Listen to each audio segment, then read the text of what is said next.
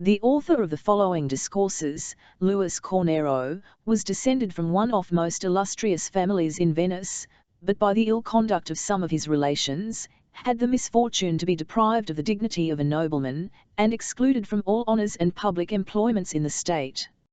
Chagrined at this unmerited disgrace, he retired to Padua, and married a lady of the family of Spiltenberg, whose name was Veronica.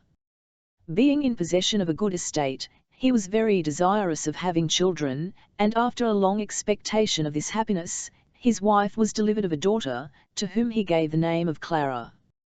This was his only child, who afterwards was married to John, the son of Fantini Cornero, of a rich family in Cyprus, while that island belonged to the Republic of Venice. Though he was far advanced in life when his daughter Clara came into the world, yet he lived to see her very old, and the mother of 8 sons and 3 daughters. He was a man of sound understanding, determined courage and resolution. In his younger days, he had contracted infirmities by intemperance, and by indulging his too great propensity to anger, but when he perceived the ill consequence of his irregularities, he had command enough of himself to subdue his passion and inordinate appetites. By means of great sobriety, and a strict regimen in his diet, he recovered his health and vigour, which he preserved to an extreme old age. At a very advanced stage of life he wrote the following Discourses, wherein he acquaints us with the irregularity of his youth, his reformation of manners, and the hopes entertained of living a long time.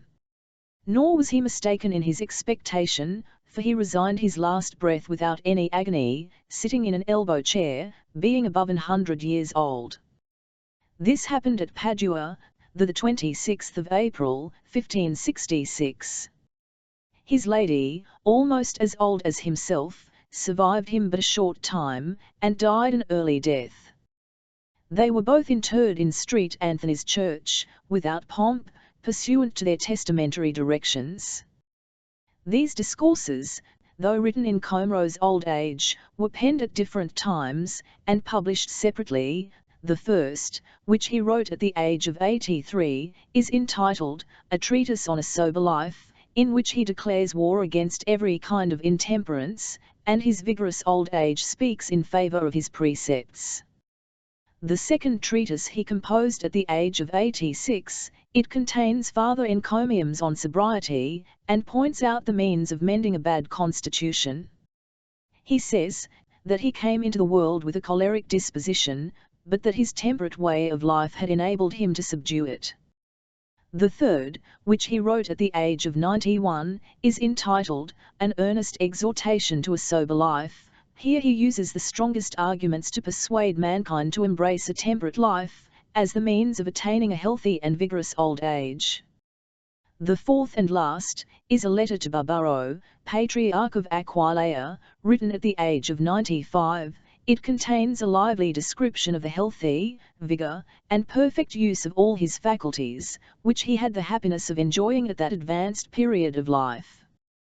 This useful work was translated some years ago into English, under the title of Sure and Certain Methods of Attaining a Long and Healthy Life.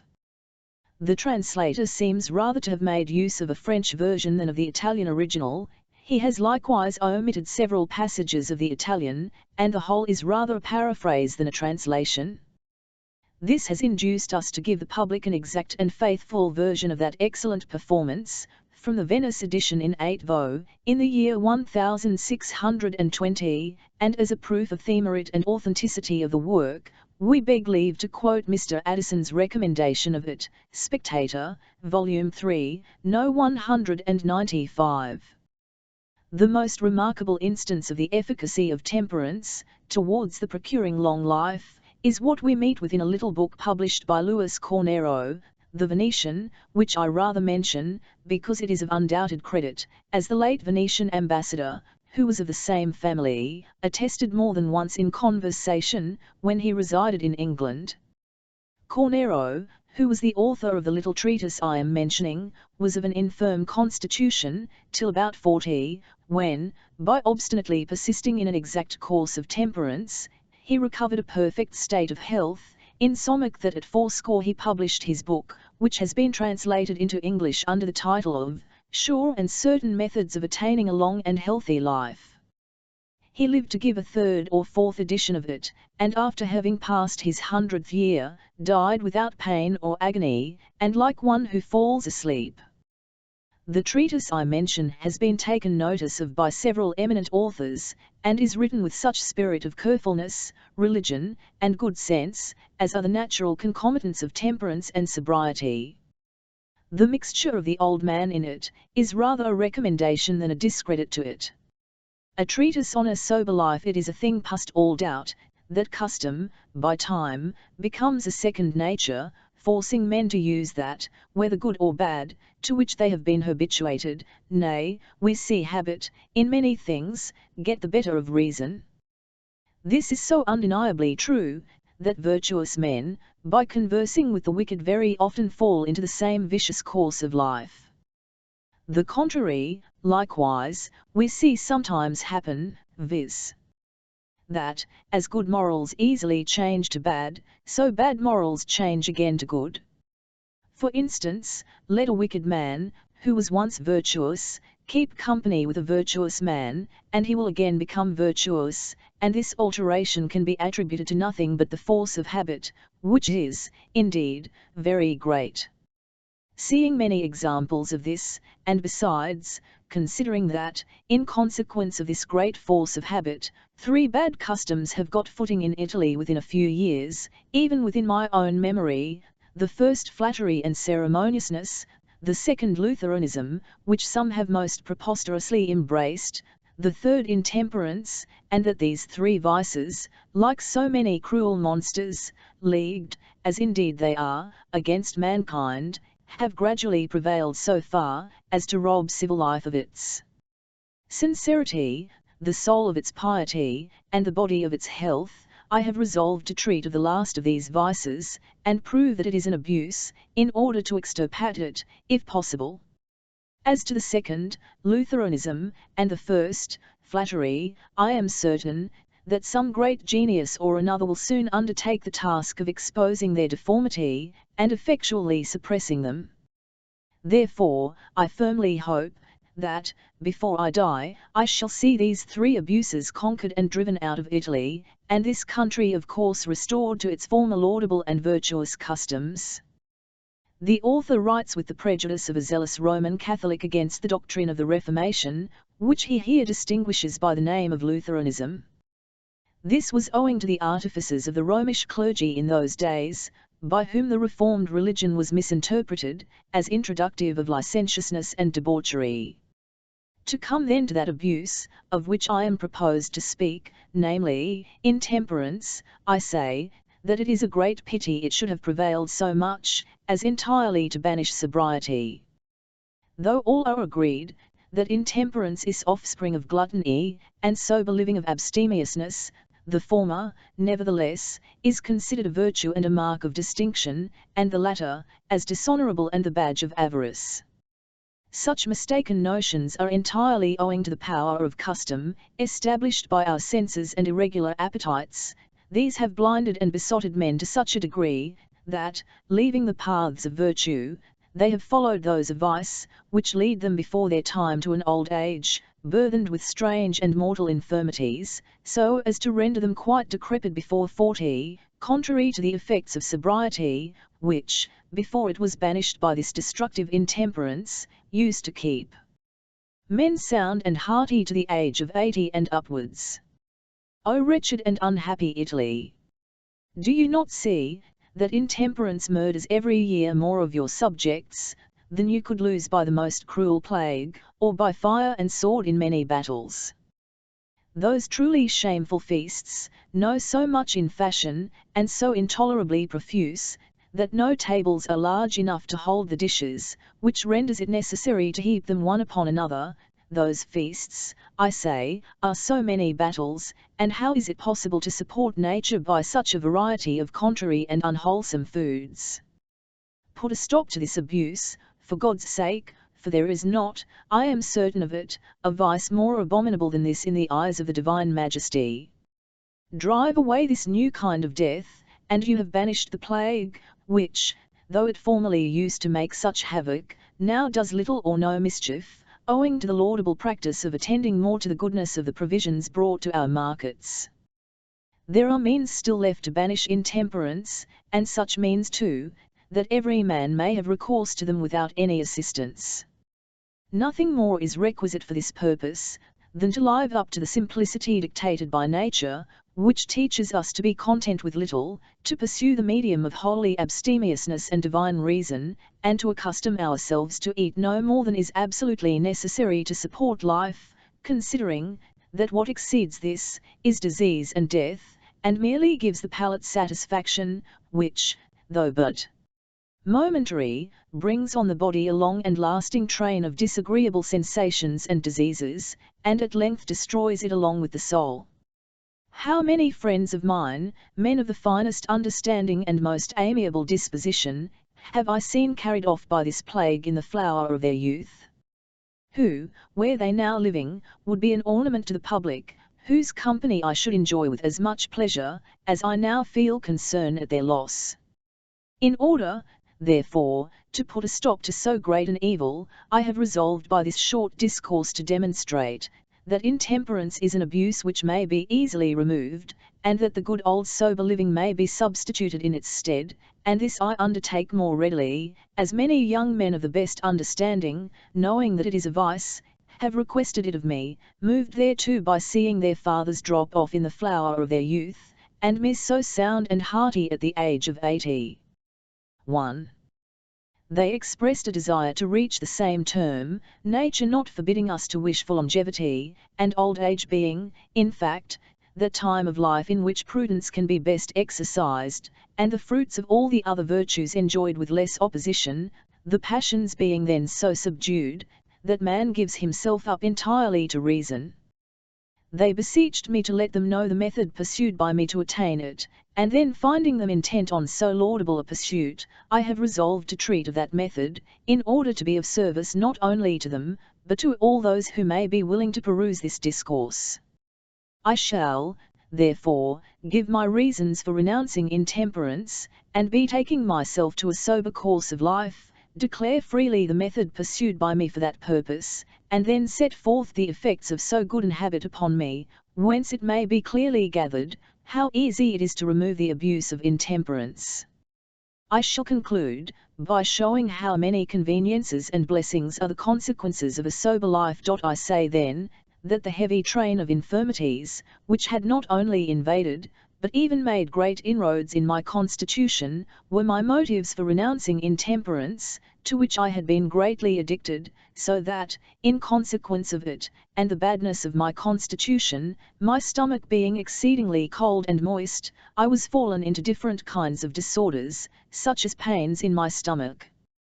and often stitches, and spices of the gout, attended by, what was still worse, an almost continual slow fever, a stomach generally out of order, and a perpetual thirst.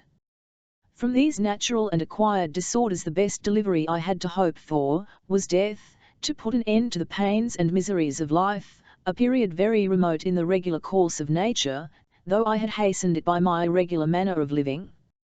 Finding myself, therefore, in such unhappy circumstances between my 35th and 40th year, everything that could be thought of having been tried to no purpose to relieve me, the physicians gave me to understand, that there was but one method left to get the better of my complaints, provided I would resolve to use it, and patiently persevere in it.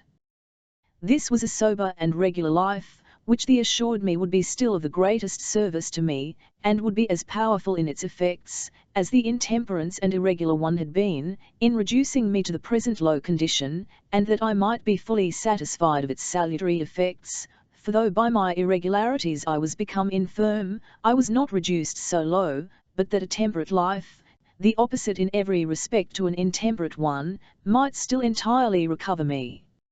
And besides, it in fact appears, such a regular life, whilst observed, preserves men of a bad constitution, and far gone in years, just as a contrary course has the power to destroy those of the best constitution, and in their prime, for this plain reason, that different modes of life are attended by different effects, art following, even herein, the steps of nature, with equal power to correct natural vices and imperfections. This is obvious in husbandry and the like. They added, that if I did not immediately have recourse to such a regimen, I could receive no benefit from it in a few months, and that in a few more I must resign myself to death. These solid and convincing arguments made such an impression on me, that, mortified as I was besides, by the thoughts of dying in the prime of life, and at the same time perpetually tormented by various diseases, I immediately concluded, that the foregoing contrary effects could not be produced but by contrary modes of living, and, therefore, full of hopes, resolved, in order to avoid at once both death and disease, to betake myself to a regular course of life. Having, upon this, inquired of them what rules I should follow, they told me, that I must not use any food, solid or liquid, but such as, being generally prescribed to sick persons, is, for that reason, called diet, and both very sparingly. These directions, to say the truth, they had before given me, but it was at a time of life when, impatient of such restraint, and finding myself satiated, as it were, with such food, I could not put up with it, and therefore eat freely of everything I liked best, and likewise, feeling myself in a manner parched up by the heat of my disease, made no scruple of drinking, and in large quantities, the wines that best pleased my palate. This indeed, like all other patients, I kept a secret from my physicians. But, when I had once resolved to live sparingly, and according to the dictates of reason, seeing that it was no difficult matter, nay, that it was my duty as a man so to do, I entered with so much resolution upon this new course of life, that nothing has been since able to divert me from it. The consequence was, that in a few days I began to perceive, that such a course agreed with me very well, and by pursuing it, in less than a year, I found myself, some persons, perhaps, will not believe it, entirely freed from all my complaints. Having thus recovered my health, I began seriously to consider the power of temperance, and say to myself, that if this virtue had efficacy enough to subdue such grievous disorders as mine, it must have still greater to preserve me in health, to help my bad constitution, and comfort my very weak stomach. I therefore applied myself diligently to discover what kinds of food suited me best. But, first, I resolved to try, whether those, which pleased my palate, agreed or disagreed with my stomach, in order to judge for myself of the truth of that proverb, which I once held true, and is universally held as such in the highest degree, insomuch that epicures, who give a loose to their appetites, lay it down as a fundamental maxim. This proverb is, that whatever pleases the palate, must agree with the stomach, and nourish the body, or whatever is palatable must be equally wholesome and nourishing. The issue was, that I found it to be false, for, though rough and very cold wines, as likewise melons and other fruits, salad, fish and pork, tans, garden stuff, pastry, and the like, were very pleasing to my palate, the disagreed with me notwithstanding. Having convinced myself, that the proverb in question was false, I looked upon it as such, and, taught by experience, I gave over the use of such meats and wines, and likewise of ice, chose wines suited to my stomach, drinking of it but the quantity I knew I could digest. I did the same by my meat, as well in regard to quantity as to quality, accustoming myself never to cloy my stomach with eating or drinking, but constantly rise from table with a disposition to eat and drink still more. In this I conform to the proverb, which says, that a man, to consult his health, must check his appetite.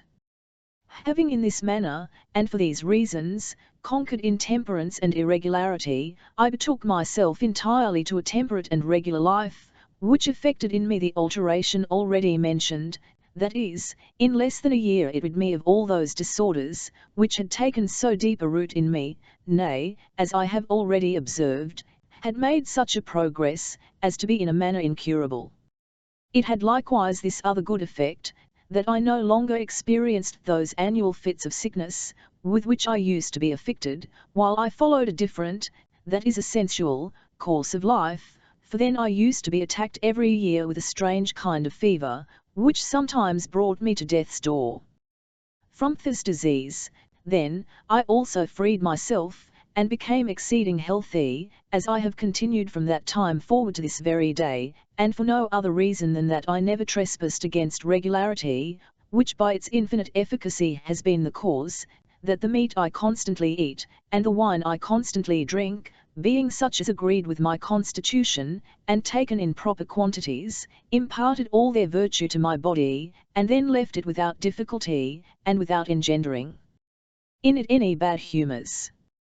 In consequence therefore of my taking such methods, I have always enjoyed, and, God be praised, actually enjoy, the best of healths.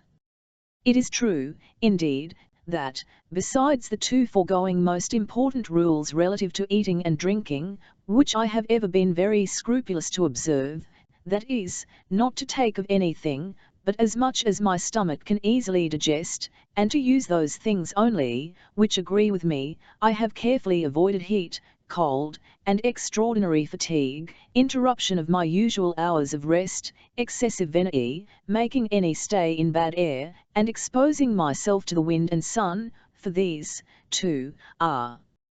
great disorders. But then, fortunately, there is no great difficulty in avoiding them, the love of life and health having more sway over men of understanding, than any satisfaction they could find in doing what must be extremely hurtful to their constitution. I have likewise done all that lay in my power to avoid those evils, which we do not find so easy to remove. These are melancholy, hatred, and other violent passions, which appear to have the greatest influence over our bodies. However, I have not been able to guard so well against either one or the other kind of these disorders, as not to suffer myself now and then to be hurried away by many, not to say, all of them, but I have reaped the benefit of knowing by experience that these passions have, in the man, no great influence over bodies governed by the two foregoing rules of eating and drinking, and therefore can do them but very little harm, so that it may with great truth be affirmed, that whoever observes these two capital rules, is liable to very little inconveniency from any other excesses. This, Galen, who was an eminent physician, observed before me. He affirms, that so long as he followed these rules relative to eating and drinking, he suffered but little from other disorders, so little, that they never gave him above a day's uneasiness. That what he says is true, I am a living witness, and so are many others, who know me, and have seen, how often I have been exposed to heats and colds, and such other disagreeable changes of weather, and have, likewise, seen me, owing to various misfortunes, which have more than once befallen me, greatly disturbed my mind.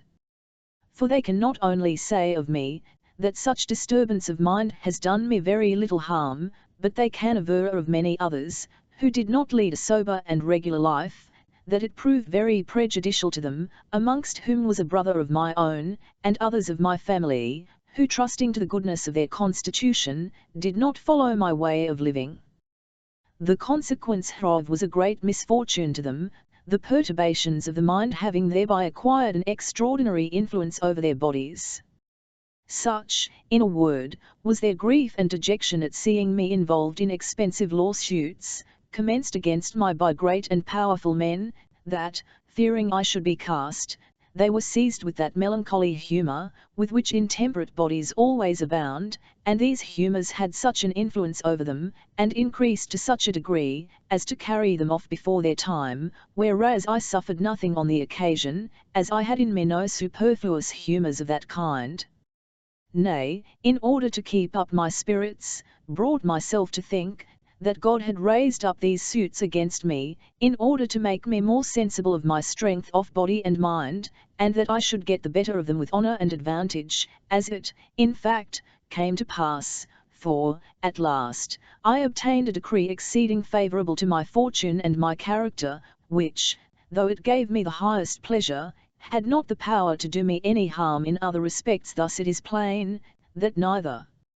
melancholy nor any other affection of the mind can hurt bodies governed with temperance and regularity. But I must go a step further, and say, that even misfortunes themselves can do but very little mischief, or cause but very little pain, to such bodies, and that this is true, I have myself experienced at the age of 70. I happened, as is often the case, to be in a coach, which going at a pretty smart rate, was overset, and in that condition drawn a considerable way by the horses, before means could be found to stop them, whence I received so many shocks and bruises, that I was taken out with my head and all the rest of my body terribly battered, and a dislocated leg and arm. When I was brought home, the family immediately sent for the physicians, who, on their arrival, seeing me in so bad a plight, concluded, that within 3 days I should die. Nevertheless, they would try what good 2 things would do me, one was to bleed me, the other to purge me, and thereby prevent my humours altering, as they every moment expected, to such a degree, as to ferment greatly, and bring on a high fever. But I, on the contrary, who knew, that the sober life I had led for many years past, had so well united, harmonized, and disposed my humours, as not to leave it in their power to ferment to such a degree, refused to be either bled, or purged. I just caused my leg and to be set, and suffered myself to be rubbed with some oils, which they said were proper on the occasion. Thus, without using any other kind of remedy, I recovered, as I thought I should, without feeling the least alteration in myself, or any other bad effects from the accident, a thing which appeared miraculous even in the eyes of the physicians. Hence we are to infer, that whoever leads a sober and regular life, and commits no excess in his diet, can suffer but very little from disorders of any other kind, or external accidents. On the contrary, I conclude, especially from the late trial I have had, that excesses in eating and drinking are fatal.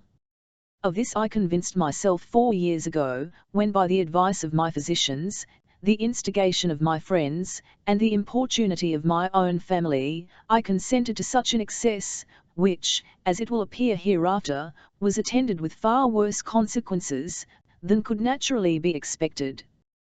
This excess consisted in increasing the quantity of food I generally made use of, which increase alone brought me to a most cruel fit of sickness. And as it is a case so much in point to the subject in hand, and the knowledge of it may be useful to some of my readers, I shall take the trouble to relate it. I say, then, that my dearest friends and relations, actuated by the wan and laudable affection and regard they have for me, seeing how little I eat, represented to me, in conjunction with my physicians, that the sustenance I took could not be sufficient to support one so far advanced in years, when it was become necessary not only to preserve nature, but to increase its vigour. That, as this could not be done without food, it was absolutely incumbent upon me to eat a little more plentifully. I, on the other hand, produced my reasons for not complying with their desires. These were, that nature is content with little, and that with this little I had preserved myself so many years, and that, to me, the habit of it was become a second nature, and that it was more agreeable to reason, that, as I advanced in years and lost my strength, I should rather lessen than increase the quantity of my food. Farther, that it was but natural to think, that the powers of the stomach grew weaker from day to day, on which account I could see no reason to make such an addition. To corroborate my arguments, I alleged that those 2 natural and very few proverbs, 1, that he, who has a mind to eat a great deal, must eat but little, which is said for no other reason than this, that eating little makes a man live very long, and living very long he must eat a great deal. The other proverb was, that what we leave after making a hearty meal, does us more good than what we have eat. But neither these proverbs, nor any other arguments I could think of, were able to prevent their teasing me more than ever. Wherefore, not to appear obstinate, or affect to know more than the physicians themselves, but, above all, to please my family, who very earnestly desired it, from a persuasion that such an addition to my usual allowance would preserve my strength, I consented to increase the quantity of food, but with 2 ounces only. So that, as before, what with bread, meat, the yolk of an egg, and soup, I eat as much, as weighed in all 12 ounces, neither more nor less. I now increased it to 14, and as before I drank but 14 ounces of wine, I now increased it to 16. This increase and irregularity had, in 8 days' time, such an effect upon me, that, from being careful and brisk, I began to be peevish and melancholy, so that nothing could please me, and was constantly so strangely disposed, that I neither knew what to say to others, nor what to do with myself. On the 12th day, I was attacked with a most violent pain in my side, which held me 22 hours, and was succeeded by a terrible fever, which continued 35 days and as many nights, without giving me a moment's respite, though, to say the truth, it began to abate gradually on the 15th. But notwithstanding such abatement, I could not, during the whole time, sleep half a quarter of an hour together, insomuch that every one looked upon me as a dead man. But, God be praised, I recovered merely by my former regular course of life, though then in my 78th year, and in the coldest season of a very cold year, and reduced to a mere skeleton, and I am positive that it was the great regularity I had observed for so many years, and that only, which rescued me from the jaws of death. In all that time I never knew what sickness was, unless I may call by that same name some slight indispositions of a day or two's continuance. The regular life I had led, as have already taken notice, for so many years, not having permitted any superfluous or bad humours to breed in me, or if they did, to acquire such strength and malignity, they generally acquire in the superannuated bodies of those, who live without rule. And as there was not any old malignity in my humours, which is the thing that kills people, but only that, which my new irregularity had occasioned, this fit of sickness, though exceeding violent, had not the strength to destroy me. This it was, and nothing else, that saved my life, whence may be gathered, how great is the power and efficacy of regularity, and how great, likewise, is that of irregularity, which in a few days could bring on me so terrible a fit of sickness, just as regularity had preserved me in health for so many years. And it appears to me a no weak argument, that, since the world, consisting of the 4 elements, is upheld by order, and our life, as to the body, is no other than a harmonious combination of the same 4 elements, so it should be preserved and maintained by the very same order, and, on the other hand, it must be worn out by sickness, or destroyed by death, which are produced by the contrary effects. By order the arts are more easily limed, by order armies are rendered victorious, by order, in a word, families, cities, and even states are maintained. Hence I concluded, that orderly living is no other than a most certain cause and foundation of health and long life. Nay, I cannot help saying, that it is the only and true medicine, and whoever weighs the matter well, must also conclude, that this is really the case. Hence it is, that when a physician comes to visit a patient, the first thing he prescribes, is to live regularly. In like manner, when a physician takes leave of a patient, on his being recovered, he advises him, as he tenders his health, to lead a regular life. And it is not to be doubted, that, were a patient so recovered to live in that manner, he could never be sick again, as it removes every cause of illness, and so, for the future, would never want either physician or physic. Nay, by attending duly to what I have said, he would become his own physician, and, indeed, the best he could have, since, in fact, no many can be a perfect physician to any one but himself. The reason of which is, that any man may, by repeated trials, acquire a perfect knowledge of his own constitution, and the most hidden qualities of his body, and what wine and food agree with his stomach. Now, it is so far from being an easy matter to know these things perfectly of another, that we cannot without much trouble discover them in ourselves, since a great deal of time and repeated trials are requisite for the purpose. These trials are, indeed, more than necessary, as there is a greater variety in the natures and constitutions of different men, than in their persons. Who could believe, that old wine that had passed its first year, should disagree with my stomach, and new wine agree with it? and that pepper, which is looked upon as a warm spice, should not have a warm effect upon me, insomuch that I find myself more warmed and comforted by cinnamon? Is the physician, that could have informed me of these two latent qualities, since I myself, even by a long course of observation, could scarce discover them? From all these reasons it follows, that it is impossible to be a perfect physician to another. Since, therefore, a man cannot have a better physician than himself, nor any physic better than a regular life he ought to embrace. Do not, however, mean, that, for the knowledge and cure of such disorders, as often befall those who do not live regularly, there is no occasion for a physician, and that his assistance ought to be slighted.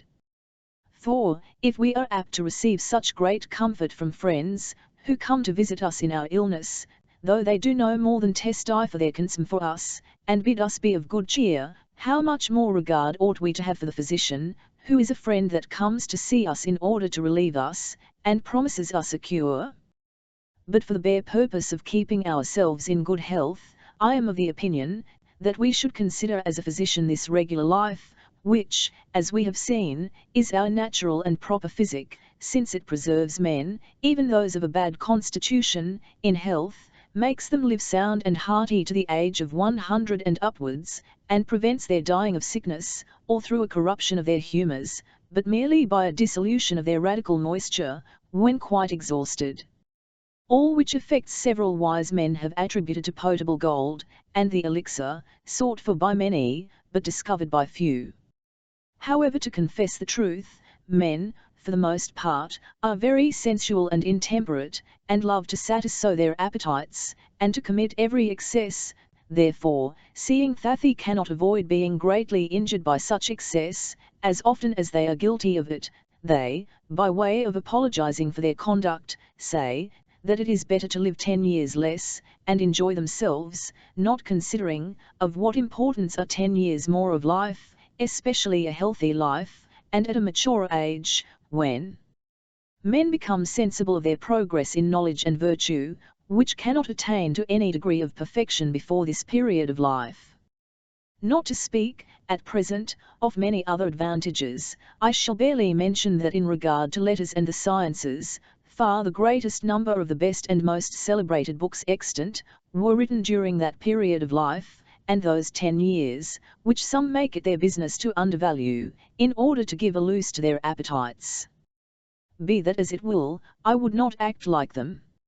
I rather coveted to live these 10 years, and, had I not done so, I should never have finished those tracts, which I have composed in consequence of my having been sound and hearty these 10 years past, and which I have the pleasure to think will be of service to others. These sensualists add, that a regular life is such as no man can lead. To this I answer, Galen, who was so great a physician, led such a life, and chose it as the best physic.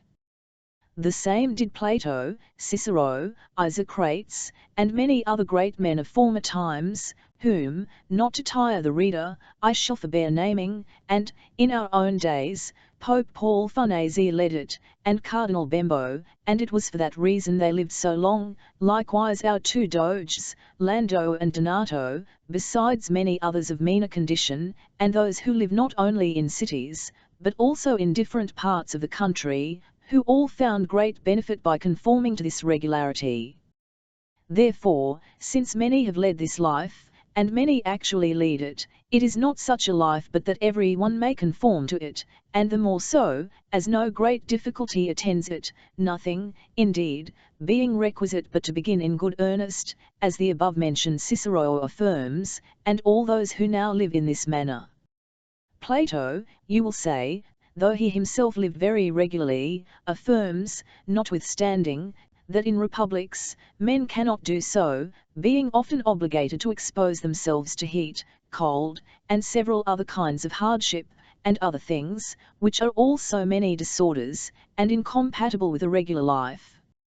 I answer, as I have already observed, that these are not disorders attended with any bad consequence, or which affect either health or life, when the man, who undergoes them, observes the rules of sobriety, and commits no excess in the 2 points concerning diet, which a republican may very well avoid, nay it is requisite he should avoid, because, by so doing, he may be sure either to escape those disorders, which, otherwise, it would be no easy matter for him to escape while exposed to these hardships, or, in case he could not escape them, he may more easily and speedily prevent their bad effects. Here it may be objected, and some actually object, that he, who leads a regular life, having constantly, when well, made use of food fit for the sick, and in small quantities, has no resource left in case of illness. To this I might, in the first place, answer, that nature, desirous to preserve man in good health as long as possible, informs him, herself, how he is to act in time of illness, for she immediately deprives him, when sick, of his appetite, in order that he may eat but little, because nature, as I have said already, is satisfied with little, wherefore, it is requisite, that a man, when sick, whether he has been a regular or irregular liver, should use no meats, but such as are suited to his disorder, and of these even in a much smaller quantity than he was wont to do, when in health. For were he to eat as much as he used to do, he would die by it, because it would be only adding to the burden, with which nature was already oppressed, by giving her a greater quantity of food, than she can in such circumstances support, and this, I imagine, would be a sufficient caution to any sick person. But, independent of all this, I might answer some others, and still better, that whoever leads a regular life, cannot be sick, or, at least, but seldom, and for a short time, because, by living regularly, he extirpates every seed of sickness, and thus by removing the cause, prevents the effect, so that he, who pursues a regular course of life, need not be apprehensive of illness, as he need not be afraid of the effect, who has guarded against the cause. Since it therefore appears that a regular life is so profitable and virtuous, so lovely and so holy, it ought to be universally followed and embraced, and more so, as it does not clash with the means or duties of any station, but is easy to all, because, to lead it, a man need not tie himself down to eat so little as I do, or not to eat fruit, fish, and other things of that kind, from which I abstain, who eat little, because it is sufficient for my puny and weak stomach, and fruit, fish, and other things of that kind, disagree with me, which is my reason for not touching them. Those, however, with whom such things agree, may, and ought to eat of them, since they are not by any means forbid the use of such sustenance. But, then, both they, and all others, are forbid to eat a greater quantity of any kind of food, even of that which agrees with them, than what their stomachs can easily digest. The same is to be understood of drink.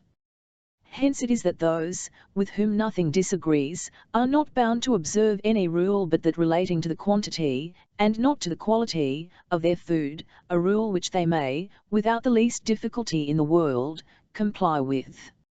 Let nobody tell me, that there are numbers, who, though they live most irregularly, live in health and spirits, to those remote periods of life, attained by the most sober, for, this argument being grounded on a case full of uncertainty and hazard, and which, besides, so seldom occurs, as to look more like a miracle than the work of nature, men should not suffer themselves to be thereby persuaded to live irregularly, nature having been too liberal to those, who did so without suffering by it, a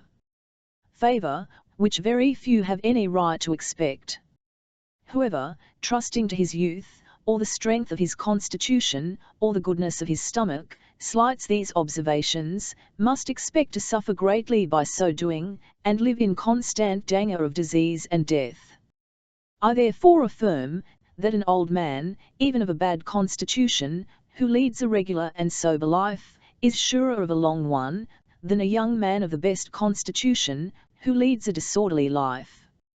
It is not to be doubted, however, that a man blessed with a good constitution may, by living temperately, expect to live longer than one, whose constitution is not so good, and that God and nature can dispose matters so, that a man shall bring into the world if him so sound a constitution, as to live long and healthy, without observing such strict rules, and then die in a very advanced age through a mere dissolution of his elementary parts, as was the case, in Venice, of the procurator Thomas Contarini, and in Padua, of the cavalier Antonio Carpo di Vacca. But it is not one man in 100,000, that so much can be said of. If others have a mind to live long and healthy, and die without sickness of body or mind, but by mere dissolution, they must submit to live regularly, since they cannot otherwise expect to enjoy the fruits of such a life, which are almost infinite in number, and each of them, in particular, of infinite value. For, as such regularity keeps the humours of the body cleansed and purified, it suffers no vapours to ascend from the stomach to the head, hence the brain of him, who lives in that manner, enjoys such a constant serenity, that he is always perfectly master of himself. He, therefore, easily soars above the low and grovelling concerns of this life, to the exalted and beautiful contemplation of heavenly things, to his exceeding great comfort and satisfaction, because he, by this means, comes to consider, know, and understand that, which otherwise he would never have considered, known, or understood, that is, how great is the power, wisdom, and goodness of the Deity. He then descends into nature, and acknowledges her for the daughter of God, and sees, and even feels with his hands, that, which in any other age, or with a perception less clear, he could never have seen or felt.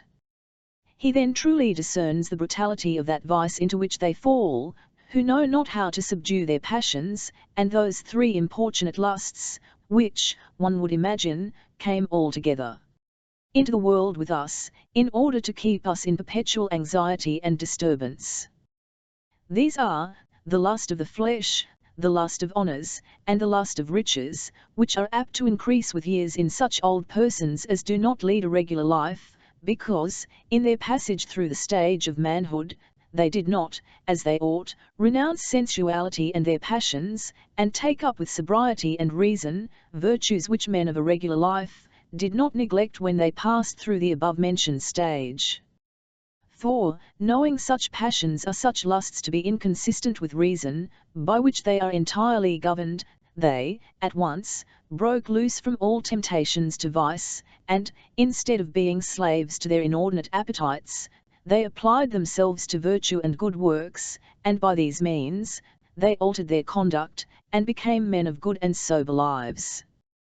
When, therefore, in process of time, they see themselves brought by a long series of years to their dissolution, conscious that, through the singular mercy of God, they had so sincerely relinquished the paths of vice, as never afterwards to enter them, and moreover hoping, through the merits of our Saviour Jesus Christ, to die in his favour, they do not suffer themselves to be cast down at the thoughts of death, knowing that they must die.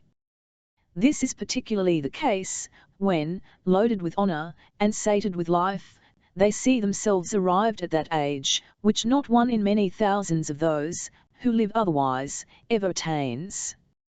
They have still the greater reason not to be dejected at the thoughts of death, as it does not attack them violently and by surprise, with a bitter and painful turn of their humours, with feverish sensations, and sharp pains, but steals upon them insensibly and with the greatest ease and gentleness, such an end, proceeding entirely from an exhaustion of the radical moisture, which decays by degrees like the oil of a lamp, so that they pass gently, without any sickness, from this terrestrial and mortal to a celestial and eternal life. O holy and truly happy regularity! How holy and happy should men, in fact, deem thee, since the opposite habit is the cause of such guilt and misery, as evidently appears to those who consider the opposite effects of both. So that men should know thee by thy voice alone, and thy lovely name, for what a glorious name, what a noble thing, is an orderly and sober life. As, on the contrary, the bare mention of disorder and intemperance is offensive to our ears. Nay, there is the same difference between the mentioning these two things, as between the uttering of the words angel, and thus I have assigned my reasons for abandoning intemperance, and betaking myself entirely to a sober life, with the method I pursued in doing so, and what was the consequence of it, and, finally, the advantages and blessings, which a sober life confers upon those who embrace it.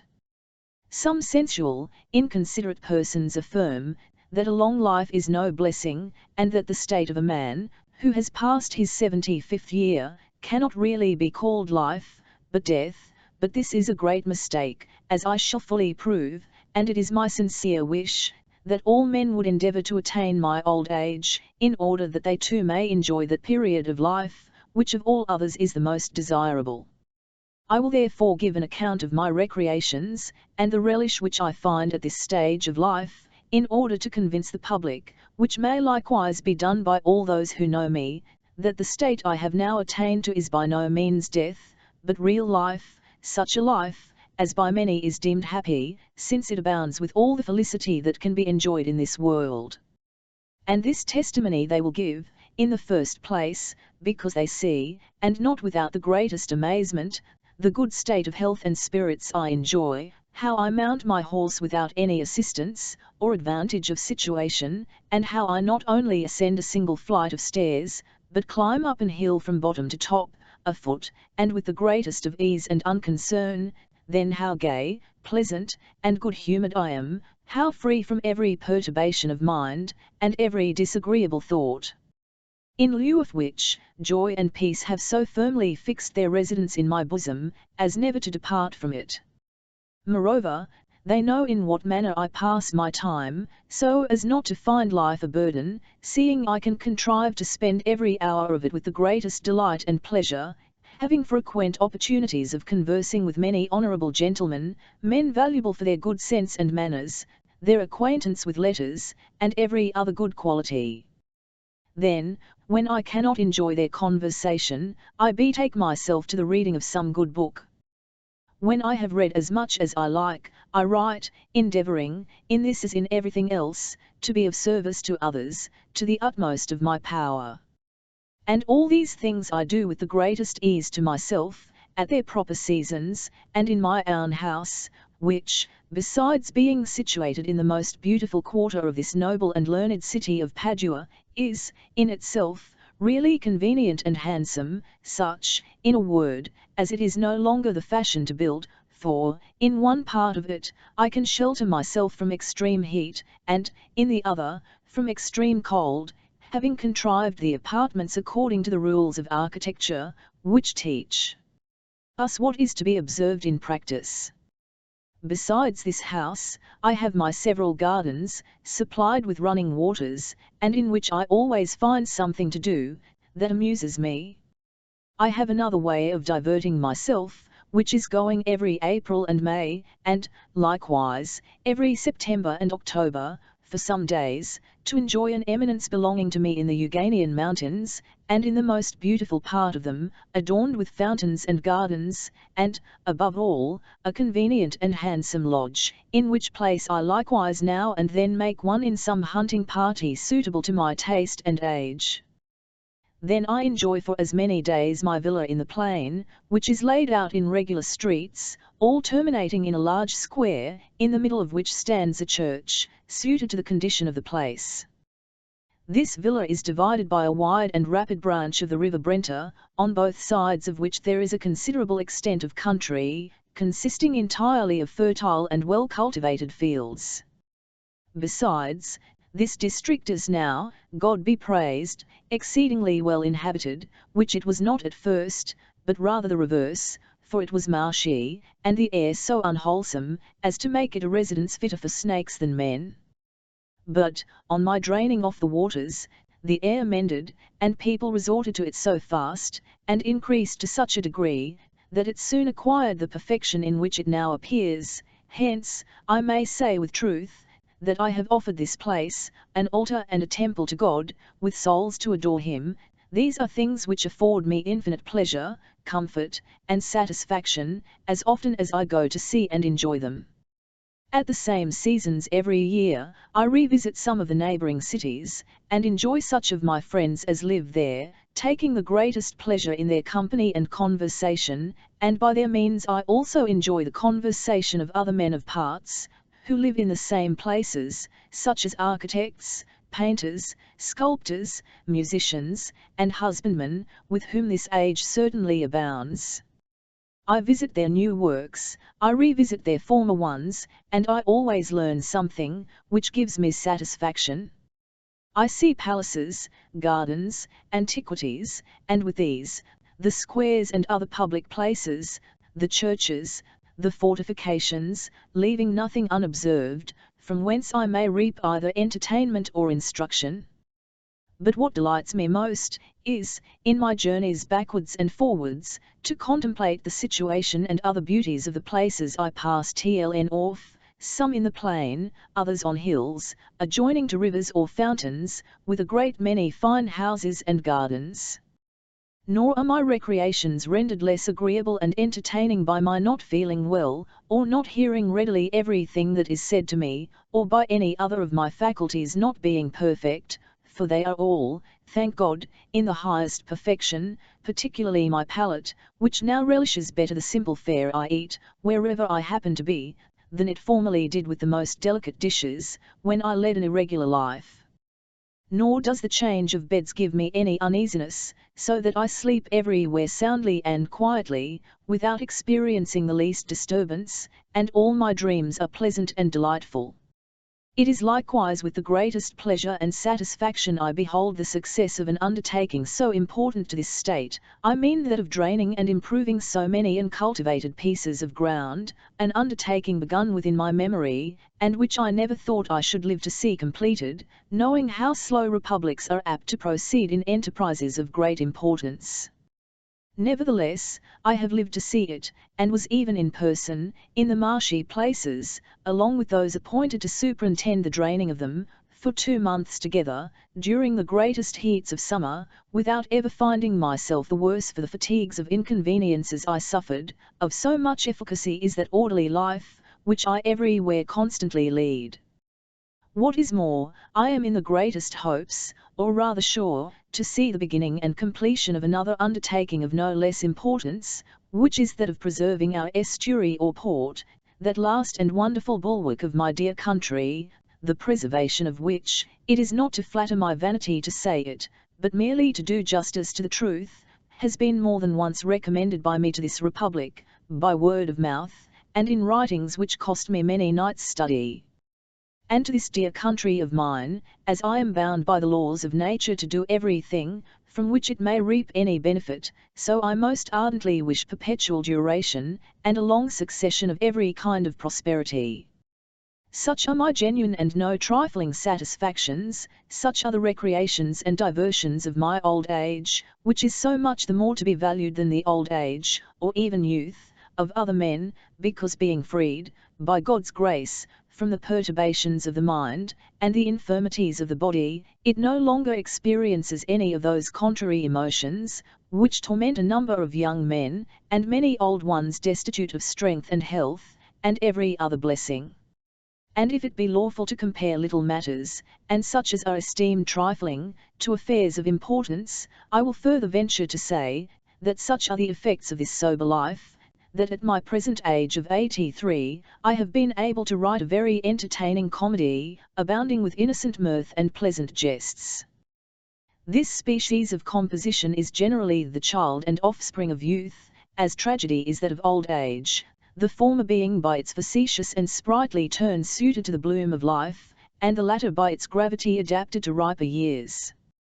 Now, if that good old man, Sophocles, a Grecian by birth, and a poet, was so much extolled for having written a tragedy at the age of 73, and, on that account alone, reputed of sound memory and understanding, though tragedy be a grave and melancholy poem, why should I be deemed less happy, and to have a smaller share of memory and understanding, who have, at an age 10 years more advanced than his, written a comedy, which, as every one knows, is a many and pleasant kind of composition?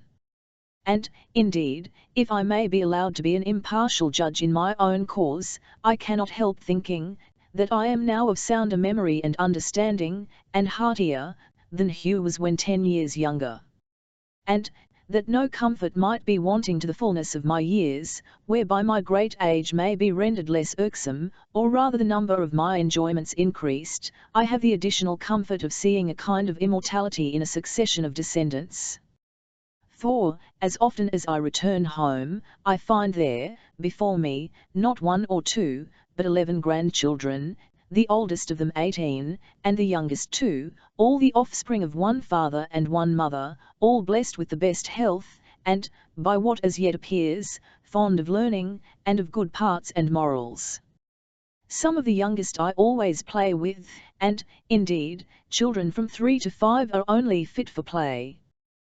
Those above that age I make companions of, and, as nature has bestowed very fine voices upon them, I amuse myself, besides, with seeing and hearing them sing, and play on various instruments.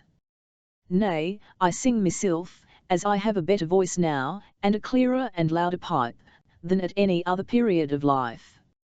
Such are the recreations of my old age.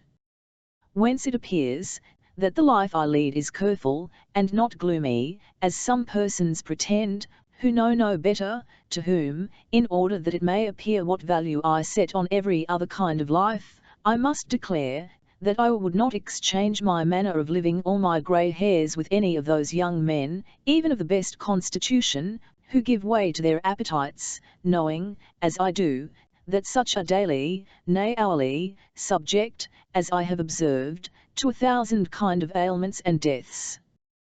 This is, in fact, so obvious, as to require no proof. Nay, I remember perfectly well, how I used to behave at that time of life. I know how inconsiderately that age is apt to act, and how foolhardy young men, hurried on by the heat of their blood, are wont to be, how apt they are to presume too much on their own strength in all their actions, and how sanguine they are in their expectations, as well on account of the little experience they have had for the time past, as by reason of the power they enjoy in their own imaginations over the time to come. Hence they expose themselves rashly to every kind of danger, and, banishing reason, and bowing their necks to the yoke of concupiscence, endeavour to gratio all their appetites, not minding, fools as they are, that they thereby hasten, as I have several times observed, the approach of what they would most willingly avoid, I mean sickness, and death.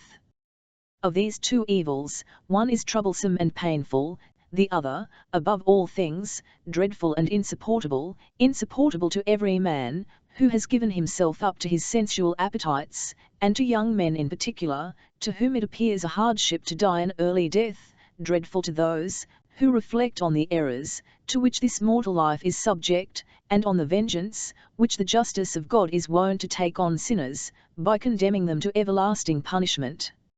On the other hand, I, in my old age, praise to the Almighty, am exempt from both these apprehensions, from the one, because I am sure and certain, that I cannot fall sick, having removed all the causes of illness by divine medicine, from the other, that of death, because from so many years' experience I have learned to obey reason, whence I not only think it a great piece of folly to fear that, which cannot be avoided, but likewise firmly expect some consolation, from the grace of Jesus Christ, when I shall arrive at that period. Besides, though I am sensible that I must, like others, reach that term, it is yet at so great a distance, that I cannot discern it, because I know I shall not die except by mere dissolution, having already, by my regular course of life, shut up all the other avenues of death, and thereby prevented the humours of my body from making any other war upon me, than that which I must expect from the elements employed in the composition of this mortal frame. I am not so simple as not to know, that, as I was born, so I must die.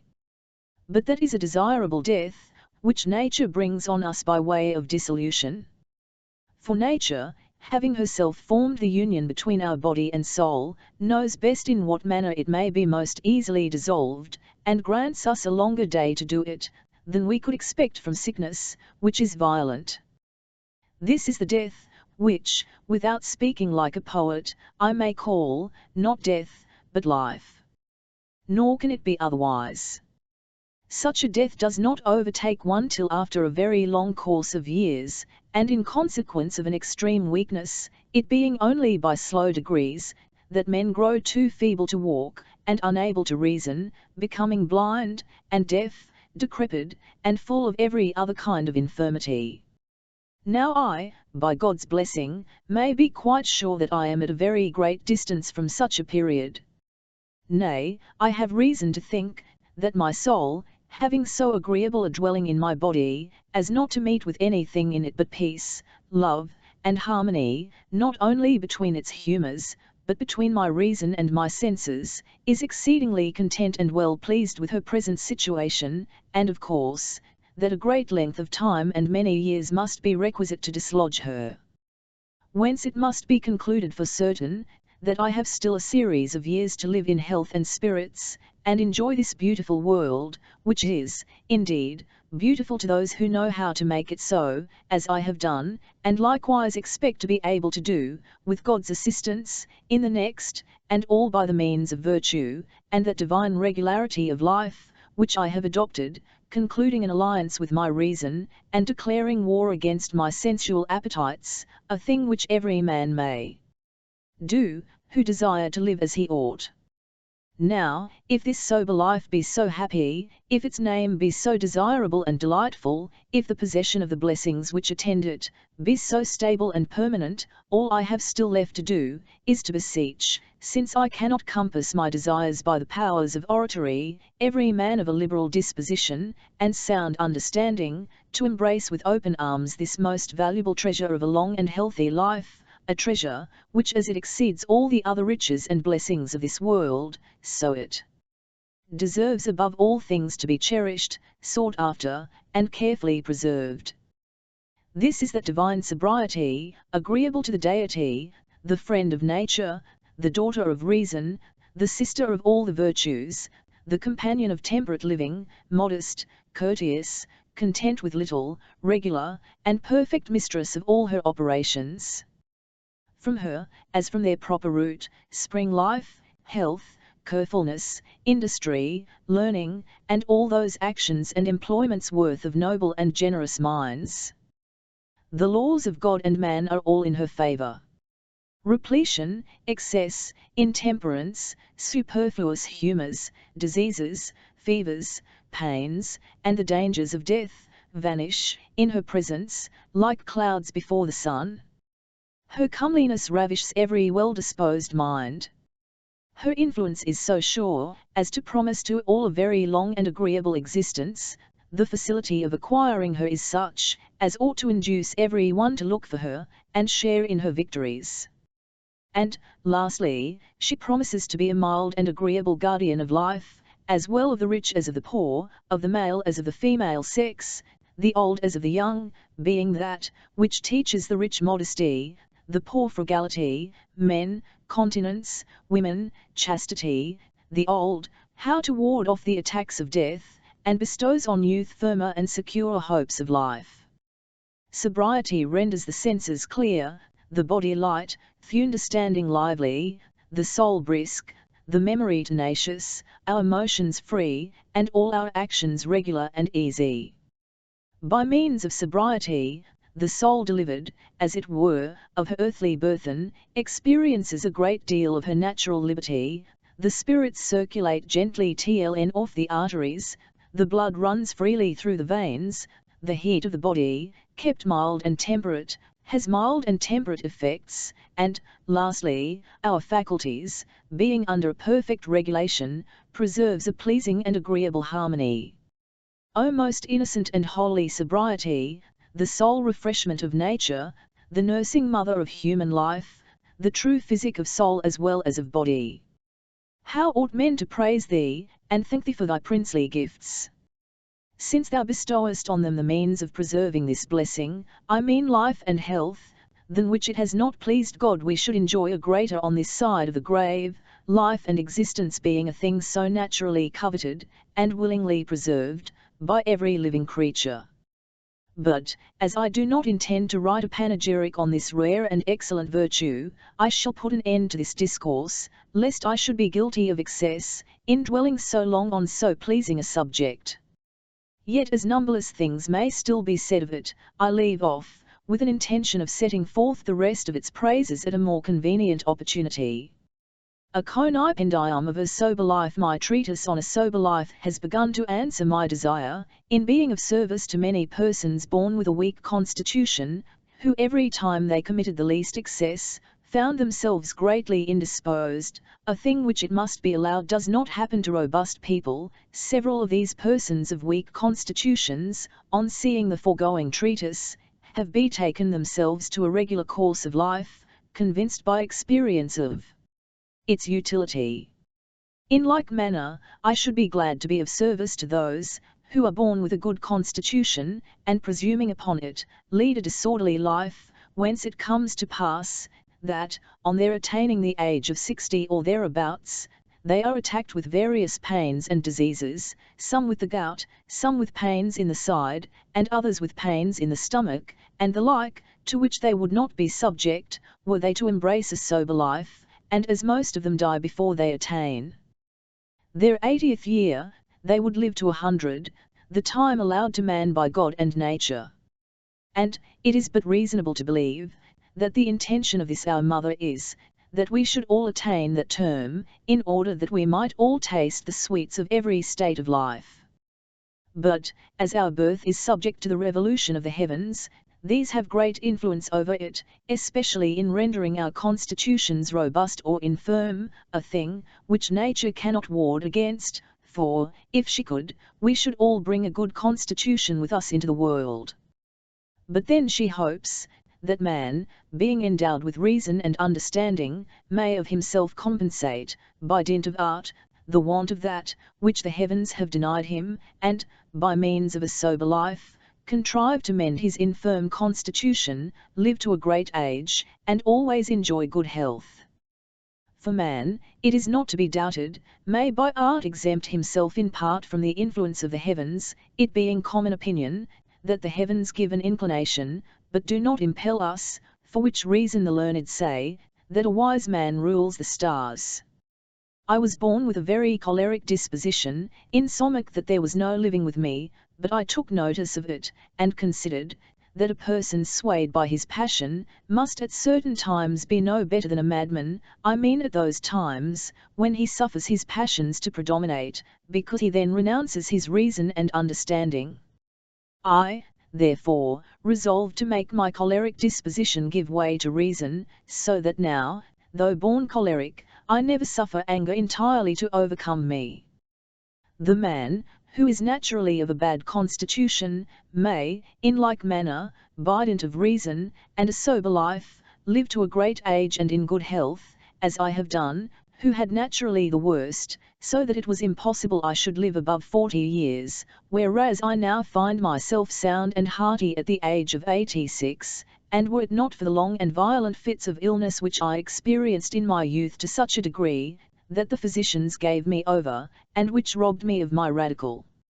moisture, a loss absolutely irreparable, I might expect to attain the above-mentioned term of 100. But I know for good reasons that it is impossible, and, therefore, do not think of it. It is enough for me, that I have lived 46 years beyond the term I had a right to expect, and that, during this so long a respite, all my senses have continued perfect, and even my teeth, my voice, my memory, and my strength. But what is still more, my brain is more itself now than it ever was, nor do any of these powers abate as I advance in years, and this because, as I grow older, I lessen the quantity of my solid food. This retrenchment is necessary, nor can it be avoided, since it is impossible for a man to live for ever, and, as he draws near his end, he is reduced so low as to be no longer able to take any nourishment, unless it be to swallow, and that too with difficulty, the yolk of an egg in the 24 hours, and thus end by mere dissolution, without any pain or sickness, as I expect will be my case. This is a blessing of great importance, yet may be expected by all those, who shall lead a sober life, of whatever degree or condition, whether high, or middling, or low, for we are all of the same species, and composed of the same 4 elements. And, since a long and healthy life ought to be greatly coveted by every man, as I shall presently show, I conclude, that every man is bound in duty to exert himself to obtain longevity, and that he cannot promise himself such a blessing without temperance and sobriety. Some allege, that many, without leading such a life, have lived to 100, and that in constant health, though they eat a great deal, and used indiscriminately every kinds of viands and wine, and, therefore, flatter themselves that they shall be equally fortunate. But in this they are guilty of two mistakes. The first is, that it is not 1 in 100,000 that ever attains that happiness. The other mistake is, that such, in the end, most assuredly contract some illness, which carries them off, nor can they ever be sure of ending their days otherwise, so that the safest way to obtain a long and healthy life is, at least after 40, to embrace sobriety. This is no such difficult affair, since history informs us of so many who in former times lived with the greatest temperance, and I know that the present age furnishes us with many such instances. Reckoning myself one of the number, we are all human beings, and endowed with reason, consequently we are masters of our actions. This sobriety is reduced to two things, quality and quantity. The first, namely quality, consists in nothing but not eating food, or drinking wines, prejudicial to the stomach. The second, which is quantity, consists in not eating or drinking more than the stomach can easily digest, which quantity and quality every man should be a perfect judge of by the time he is 40, or 50, or 60, and, whoever observes these two rules, may be said to live a regular and sober life.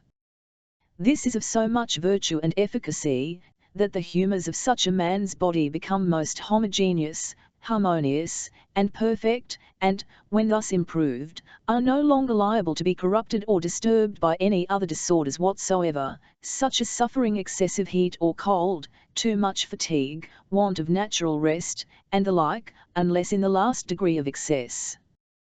Wherefore, since the humours of persons, who observe these two rules relative to eating and drinking, cannot possibly be corrupted, and engender acute diseases, the sources of an untimely death, every man is bound to comply with them, for whoever acts otherwise, living a disorderly instead of a regular life, is constantly exposed to disease and mortality, as well in consequence of such disorders, as of others without number, each of which is capable of producing the same destructive effect.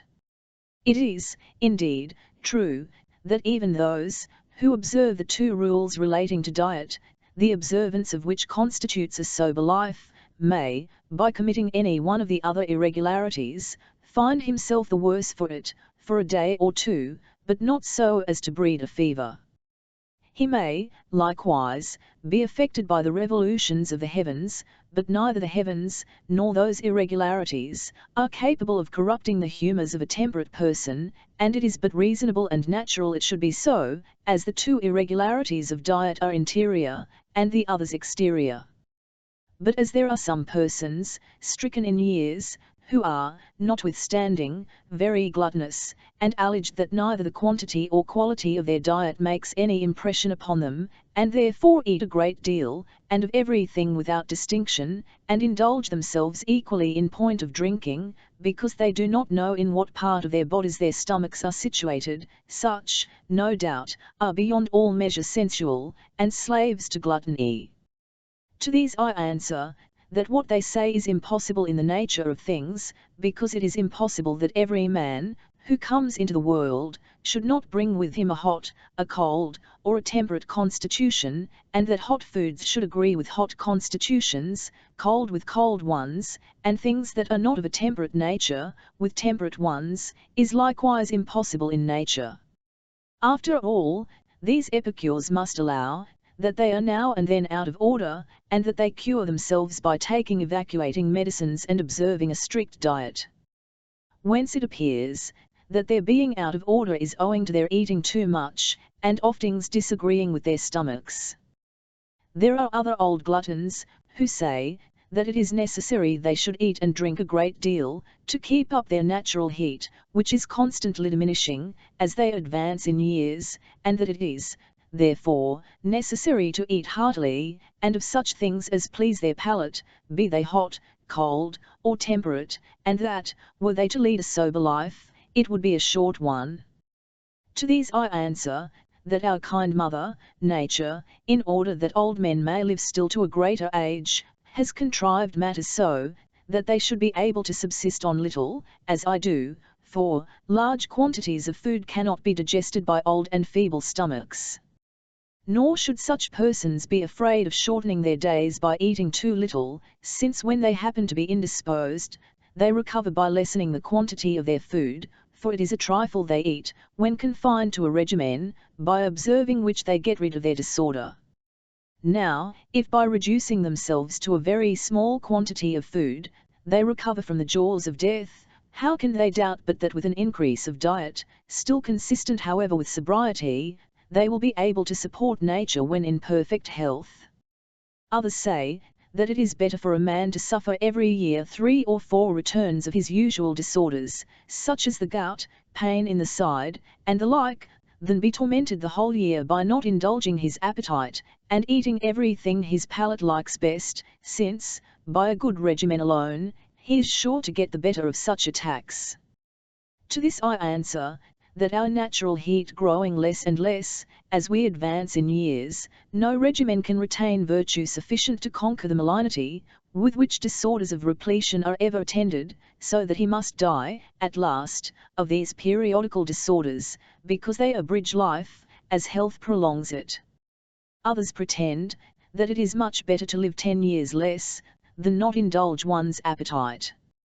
To this I answer, that longevity ought to be highly valued by men of parts. As to others, it is no great matter if it is not duly prized by them, since they are a disgrace to mankind, so that their death is rather of service to the public.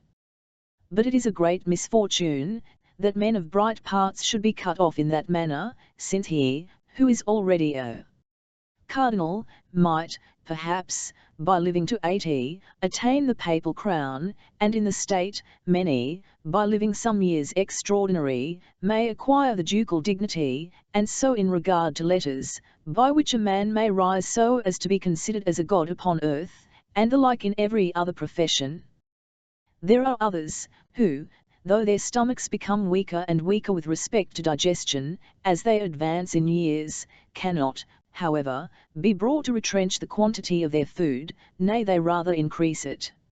And, because they find themselves unable to digest the great quantity of food, with which they must load their stomachs, by eating twice in the 24 hours, they make a resolution to eat but once, that the long interval between one meal and the other may enable them to eat at one sitting as much as they used to do in 2, thus they eat till their stomachs, overburthened with much food, pall, and sicken, and change the superfluous food into bad humours, which kill a man before his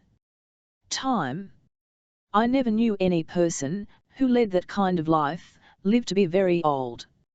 All these old men I have been speaking of would live long, if, as they advanced in years, they lessened the quantity of their food, and eat oftener, but little at a time, for old stomachs cannot digest large quantities of food, old men changing, in that respect, to children, who eat several times in the 24 hours. Others say, that temperance may, indeed, keep a man in health, but that it cannot prolong his life. To this I answer, that experience proves the contrary, and that I myself am a living instance of it. It cannot be said, that sobriety is apt to shorten one's days, as sickness does, and that the latter abbreviates life, is most certain. Moreover, a constant succession of good health is preferable to frequent sickness, as the radical moisture is thereby preserved. Hence it may be fairly concluded, that holy sobriety is the true parent of health and longevity. O thrice holy sobriety, so useful to man, by the services thou renderest him.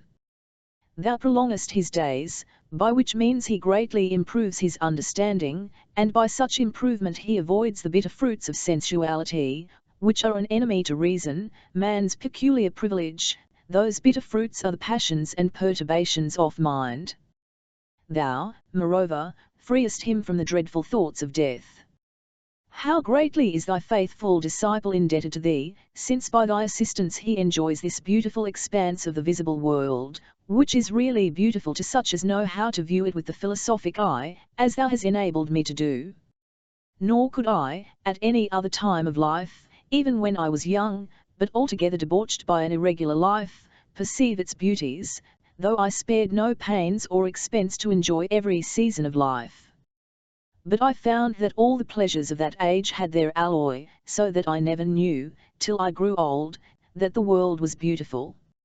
O truly happy life, which, over and above all these favours conferred on thine old man, hast so improved and perfected his stomach, that he has now a better relish for his dry bread, than he had formerly and in his youth, for the most exquisite dainties, and all this he has compassed by acting rationally, knowing, that bread is, above all things, man's proper food, when seasoned by a good appetite, and, whilst a man leads a sober life, he may be sure of never wanting that natural sauce, because by always eating little, the stomach, not being much burthened, need not wait long to have an appetite.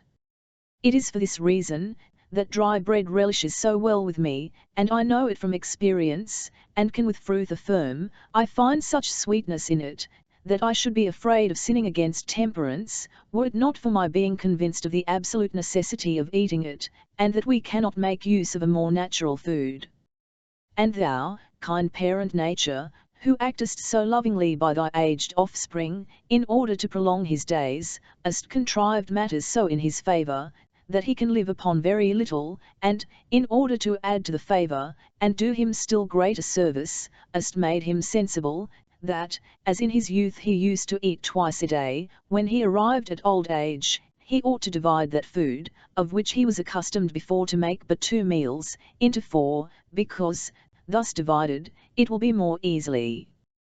digested, and, as in his youth he made but 2 meals in the day, he should, in his old age, make 4, provided however he lessens the quantity, as his years increase.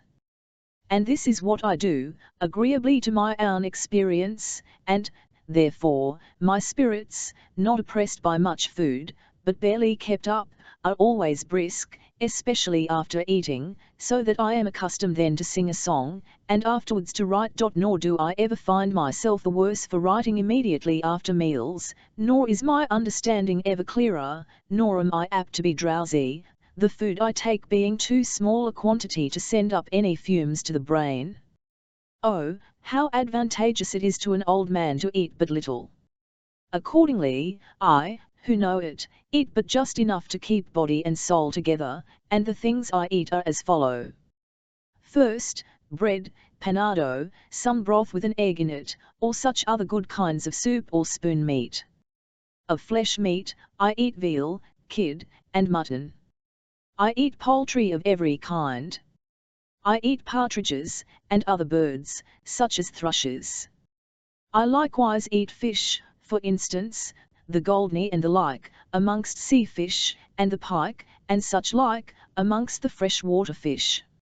All these things are fit for an old man, and, therefore, he ought to be content with them, and, considering their number and variety, not hanker after others.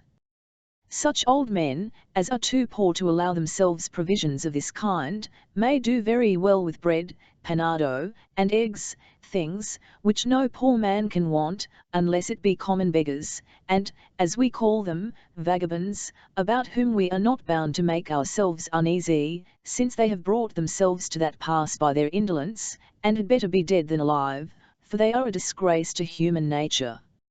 But, though a poor man should eat nothing but bread, panado, and eggs, there is no necessity for his eating more than his stomach can digest. And, whoever does not trespass in point of either quantity or quality, cannot die but by mere dissolution. Oh, what a difference there is between a regular and an irregular life! One gives longevity and health, the other produces diseases and untimely deaths. Oh, unhappy, urged life, my swim enemy, who art good for nothing but to murder those who follow thee. How many of my dearest relations and friends hast thou robbed me of, in consequence of their not giving credit to me, relations and friends, whom I should now enjoy. But thou hast not been able to destroy me, according to thy wicked intent and purpose. I am still alive in spite of thee, and have attained to such an age, as to see around me 11 grandchildren, all of fine understanding, and amiable disposition, all given to learning and virtue, all beautiful in their persons and lovely in their manners, whom, had I obeyed thy dictates, I should never have beheld. Nor should I enjoy those beautiful and convenient apartments which I have built from the ground, with such a variety of gardens, as required no small time to attain their present degree of perfection. No. Thy nature is to destroy those who follow thee, before they can see their houses or gardens so much as finished, whereas, I, to thy no small confusion, have already enjoyed mine for a great number of years. But, since thou art so pestilential a vice, as to poison and destroy the whole world, and I am determined to use my utmost endeavours to extirpate thee, at least in part, I have resolved to counteract thee so, that my 11 grandchildren shall take pattern after me, and thereby expose thee, for what thou really art, a most wicked, desperate, and mortal enemy of the children of men. I, really, cannot help admiring, that men of fine parts, and such there are, who have attained a superior rank in letters or any other profession, should not betake themselves to a regular life, when they are arrived at the age of 50 or 60, or as soon as they find themselves attacked by any of the foregoing disorders, of which they might easily recover, whereas, by being permitted to get ahead, they become incurable. As to young men, I am no way surprised by them, since, the passions being strong at that age, they are of course the more easily overpowered by their baleful influence. But after 50, our lives should, in everything, be governed by reason, which teaches us, that the consequences of gratifying our palate and our appetite are disease and death. Were this pleasure of palate lasting, it would be some excuse, but it is so momentary, that there is scarce any distinguishing between the beginning and the end of it, whereas the diseases it produces are very durable. But it must be a great contentment to a man of sober life, to be able to reflect that, in the manner he lives, he is sure, that what he eats, will keep him in good health, and be productive of no disease or infirmity. Now I was willing to make this short addition to my treatise, founded on new reasons, few persons caring to peruse long-winded discourses, whereas short tracts have a chance of being read by many, and I wish that many may see this edition, to the end that its utility may be more extensive. An earnest exhortation, wherein the author uses the strongest arguments to persuade all men to embrace a regular and sober life, in order to attain old age, in which they may enjoy all the favours and blessings, that God, in his goodness, vouchsafes to bestow upon mortals. Not to be wanting to my duty, that duty incumbent upon every man, and not to lose at the same time the satisfaction I feel in being useful to others, I have resolved to take up my pen, and inform those, who, for want of conversing with me, are strangers to what those know and see, with whom I have the pleasure of being acquainted. But, as certain things may appear, to some persons, scarce credible, nay impossible, though actually fact, I shall not fail to relate them for the benefit of the public. Wherefore, I say, being, God be praised, arrived at my 95th year, and still finding myself sound and hearty, content and careful, I never cease thanking the Divine Majesty for so great a blessing, considering the usual fate of other old men. These scarce attain the age of 70, without losing their health and spirits, growing melancholy and peevish, and continually haunted by the thoughts of death, apprehending their last hour from one day to another, so that it is impossible to drive such thoughts out of their mind, whereas such things give me not the least uneasiness, for, indeed, I cannot, at all, make them the object of my attention, as I shall hereafter more plainly relate. I shall, besides, demonstrate the certainty I have of living to 100. But, to render this dissertation more methodical, I shall begin by considering man at his birth, and from thence accompany him through every stage of life to his grave. I, therefore, say, that some come into the world with the stamina of life so weak, that they live but a few days, or months, or years, and it cannot be clearly known to what such shortness of life is owing, whether to some defect in the father or the mother, in begetting them, or to the revolutions of the heavens, or to the defect of nature, subject, as she is, to the celestial influence. For, I could never bring myself to believe, that nature, common parent of all, should be partial to any of her children. Therefore, as we cannot assign causes, we must be content with reasoning from the effects, such as they daily appear to our view. Others are born sound, indeed, and full of spirits, but, notwithstanding, with a poor weakly constitution, and of these some live to the age of 10, others to 20, others to 30 or 40, yet they do not live to extreme old age. Others, again, bring into the world a perfect constitution, and live to old age, but it is generally, as I have already said, an old age full of sickness and sorrow, for which they are to thank themselves, because they most unreasonably presume on the goodness of their constitution, and cannot by any means be brought to depart, when grown old, from the mode of life they pursued in their younger days, as if they still retained all their primitive vigour. Nay, they intend to live as irregularly when past the meridian of life, as they did all the time of their youth, thinking they shall never grow old, nor their constitution ever be impaired. Neither do they consider, that their stomach has lost its natural heat, and that they should, on that account, pay a greater regard to the quality of what they eat, and what wines they drink, and likewise to the quantity of each, which they ought to lessen, whereas, on the contrary, they are for increasing it, saying, that, as we lose our health and vigour by growing old, we should endeavour to repair the loss by increasing the quantity of our food, since it is by sustenance that man is preserved. In this, nevertheless, they are greatly mistaken, since, as the natural heat lessens as a man grows in years, he should diminish the quantity of his meat and drink, nature, especially at that period, being content with little. Nay, though they have all the reason to believe this to be the case, they are so obstinate as to think otherwise, and still follow their usual disorderly life. But were they to relinquish it in due time, and betake themselves to a regular and sober course, they would not grow infirm in their old age, but would continue, as I am, strong and hearty, considering how good and perfect a constitution it has pleased the Almighty to bestow upon them, and would live to the age of 120.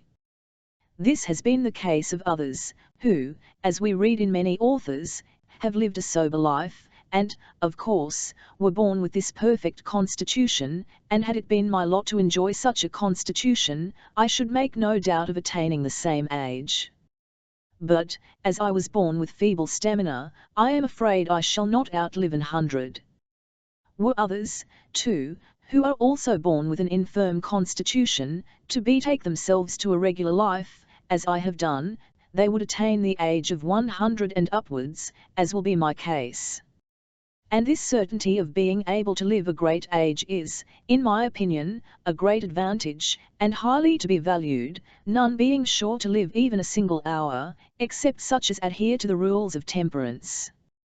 This security of life is built on good and true natural reasons, which can never fail, it being impossible in the nature of things, that he, who leads a sober and regular life, should breed any sickness, or die of an unnatural death, before the time, at which it is absolutely impossible he should live. But sooner he cannot die, as a sober life has the virtue to remove all the usual causes of sickness, and sickness cannot happen without a cause, which cause being removed, sickness is, likewise, removed, and sickness being removed, an untimely and violent death must be prevented. And there is no doubt, that temperance has the virtue and efficacy to remove such causes, for since health and sickness, life and death, depend on the good or bad quality of the humours, temperance corrects their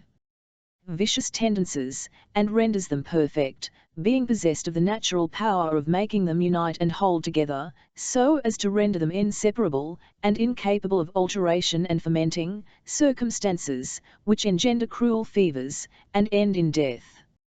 It is true, indeed, and it would be a folly to deny it, that, let our humours be originally ever so good, time, which consumes everything, cannot fail to consume and exhaust them, and that man, as soon as that happens, must die of a natural death, but yet without sickness, as will be my case, who shall die at my appointed time, when these humours shall be consumed, which they are not at present. Nay, they are still perfect, nor is it possible they should be otherwise in my present condition, when I find myself hearty and content, eating with a good appetite, and sleeping soundly. Moreover, all my faculties are as good as ever, and in the highest perfection, my understanding clearer and brighter than ever, my judgment sound, my memory tenacious, my spirits good, and my voice, the first thing which is apt to fail in others, grown so strong and sonorous, that I cannot help chanting out loud my prayers morning and night, instead of whispering and muttering them to myself, as was formerly my custom. And these are also many true and sure signs and tokens, that my humours are good, and cannot waste but with time, as all those, who converse with me, conclude. Oh, how glorious this life of mine is like to be, replete with all the felicities which man can enjoy on this side of the grave, and even exempt from that sensual brutality which age has enabled my better reason to banish, because where reason resides, there is no room for sensuality, nor for its bitter fruits, the passions, and perturbations of the mind, with a train of disagreeable apprehensions. Nor yet can the thoughts of death find room in my mind, as I have no sensuality to nourish thoughts. Neither can the death of grandchildren and other relations and friends make any impression on me, but for a moment or two, and then it is over. Still less am I liable to be cast down by losses in point of fortune, as many have seen to their no small surprise. And this is a happiness not to be expected by any but such as attain old age by sobriety, and not in consequence of a strong constitution, and such may moreover expect to spend their days happily, as I do mine, in a perpetual round of amusement and pleasure. And how is it possible a man should not enjoy himself, who meets with no crosses or disappointments in his old age, such as youth is constantly played doodle, and from which, I shall presently show, I have the happiness of being exempt. The first of these is to do service to my country. Oh, what a glorious amusement, in which I find infinite delight, as I thereby show her the means of improving her important estuary or harbour beyond the possibility of its filling for thousands of years to come, so as to secure to Venice her surprising and miraculous title of a maiden city, as she really is, and the only one in the whole world. She will, moreover, thereby, add to the lustre of her great and excellent surname of Queen of the Sea. Such is my amusement, and nothing is wanting to make it complete. Another amusement of mine, is that of showing this maid and queen, in what manner she may abound with provisions, by improving large tracts of land, as well marshes, as barren sands, to great profit. A third amusement, and an amusement too, without any alloy, is the showing how Venice, though already so strong as to be in a manner impregnable, may be rendered still stronger, and, though extremely beautiful, may still increase in beauty, though rich, may acquire more wealth, and may be made to enjoy better air, though her air is excellent. These three amusements, all arising from the idea of public utility, I enjoy in the highest degree. And who can say, that they admit of any alloy, as in fact they do not? Another comfort I enjoy, is, that having lost a considerable part of my income, of which my grandchildren had been unfortunately robbed, I by mere dint of thought, which never sleeps, and without any fatigue of body, and very little of mind, have found a true and infallible method of repairing such loss more than double, by the means of that most commendable of arts, agriculture. Another comfort I still enjoy is to think, that my treatise on temperance, which I wrote in order to be useful to others, is really so, as many assure me by word of mouth, mentioning that it has proved extremely useful to them, as it in fact appears to have been, whilst others inform me by letter, that, under God, they are indebted to me for life. Still another comfort I enjoy, is that of being able to write with my own hand, for I write enough to be of service to others, both on architecture and agriculture. I, likewise, enjoy another satisfaction, which is that of conversing with men of bright parts and superior understanding, from whom, even at this advanced period of life, I learn something. What a comfort is this, that, old as I am, I should be able, without the least fatigue, to study the most important, sublime, and difficult subjects. I must farther add, though it may appear impossible to some, and may be so in some measure, that at this age I enjoy, at once, two lives, one terrestrial, which I possess in fact, the other celestial, which I possess in thought, and this thought is to actual enjoyment, when founded upon things we are sure to attain, as I am sure to attain that celestial life, through the infinite goodness and mercy of God. Thus, I enjoy this terrestrial life, in consequence of my sobriety and temperance, virtues so agreeable to the Deity, and I enjoy, by the grace of the same divine majesty, the celestial, which he makes me anticipate in thought, a thought so lovely, as to fix me entirely on this object, the enjoyment of which I hold and affirm to be of the utmost certainty.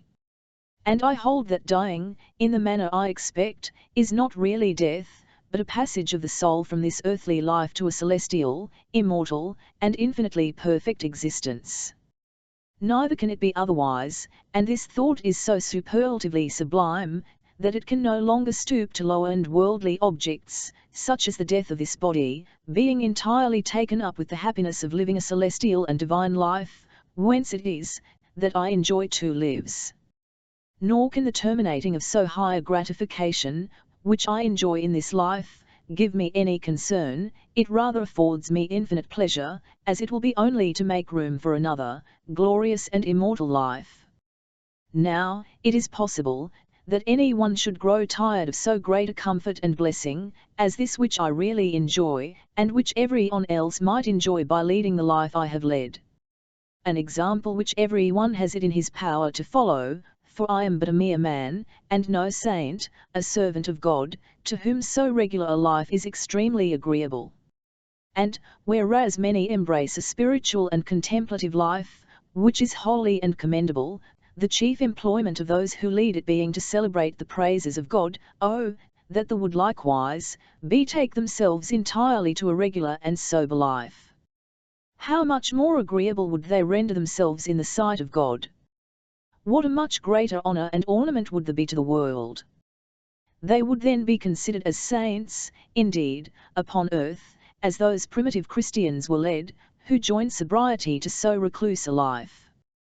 By living, like them, to the age of 120, they might, like them, expect, by the power of God, to work numberless miracles, and they would, besides, enjoy constant health and spirits, and be always happy within themselves, whereas they are now, for the most part, infirm, melancholy, and dissatisfied. Now, as some of these people think, that these are trials sent them by God Almighty, with a view of promoting their salvation, that they may do penance, in this life, for their past errors, I cannot help saying, that, in my opinion, they are greatly mistaken. For I can by no means believe, that it is agreeable to the Deity, that man, his favourite creature, should live infirm, melancholy, and dissatisfied, but rather enjoy good health and spirits, and be always content within himself.